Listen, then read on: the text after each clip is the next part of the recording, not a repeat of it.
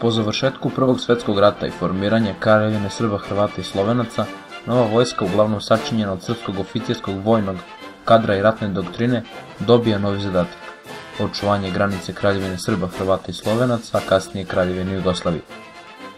S obzirom na privrednu moć same Kraljevine Jugoslavije i ekonomsku razvijenost iste, vojska je ostala ograničena u vidu modernizacije, te je njena odbrambena sposobnost značajno pala, što će se manifestovati tokom Aprilskog rata.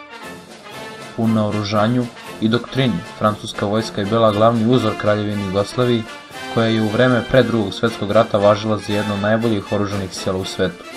Otud se javlja ideja u Generalštabu vojske Kraljevine Jugoslavije za formiranje specijalnih planinskih odreda, po uzoru na francuske alpske planinske jedinice, koje su u narodu bile poznate pod imenom Alpski lovci. Specijalne jedinice u Kraljevini Jugoslaviji bi imali zadatak da u eventualnom ratu zatvore pravac napredovanja u kom su raspoređeni. U duhu saradnje dve armije, 17. marta 1930. godine u Jugoslaviju je doputovao generalštabni major Betuar. On je od 15. aprila do 17. maja 1931. godine izvršio izviđenje na prostoru Slovenije, tačnije Dravske divizijske oblasti, na osnovu čega je 25. juna Jugoslovenskom generalštabu predao elaborat o organizaciji planinskih trupa. Istovremeno, kapetan Karole, koji je u Jugoslaviju doputovao 3. aprila, prikazao je generalštabnim oficirima u Beogradu i oficirima Ljubljanskog garnizona i 52. pešadijskog puka u Škofija Loki filmove škola skijanja i škola savladavanja ledenjaka.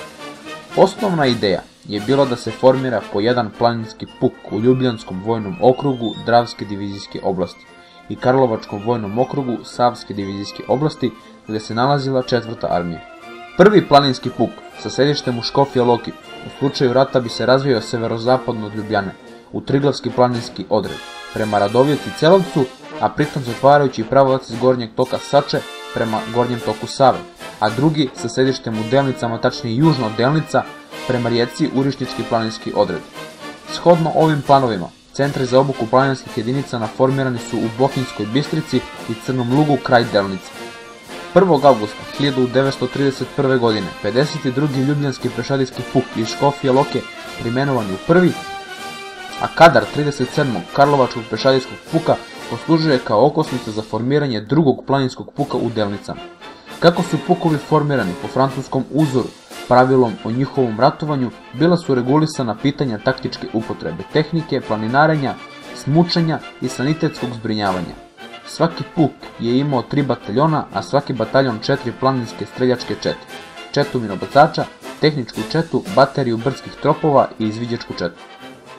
Uočljivo je da su planinski pukovi formirani deceniju i po nakon završetka rata, iako su svi uslovi za to postojali još u periodu od 1918. do 1919. godine. Prvi i drugi planinski puk formirani su na prostorima bivšeg Austro-Ugarskog domobranskog zbornog područja broj 27 Lajbah, tačnije Ljubljana, i 6. Zagrebačkog okružja 26. pješačke pukovnije Karlovac. Ovi prostori su davali kadar vičan planinskom ratovanju.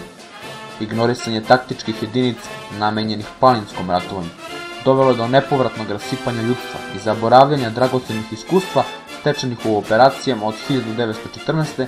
do 1919. godine.